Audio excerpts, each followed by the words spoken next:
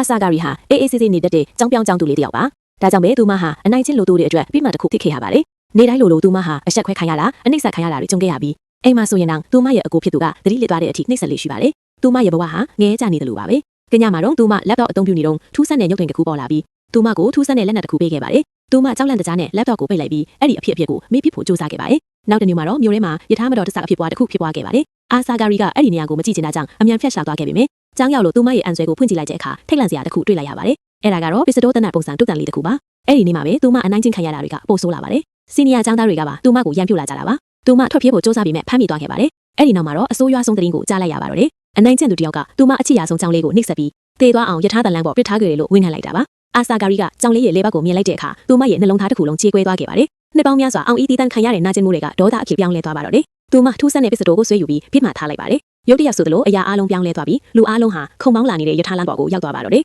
အဲ့ဒီနေ့ကစပြီးအာဆာဂါရီဟာအေးအေးဆေးဆေးမိန်းကလေးတယောက်မဟုတ်တော့ပါဘူးသူမဟာအမောင်တို့ကိုလက်ခံလိုက်ပြီးလက်စားချေဖို့အသင့်ချင်နေပါပြီ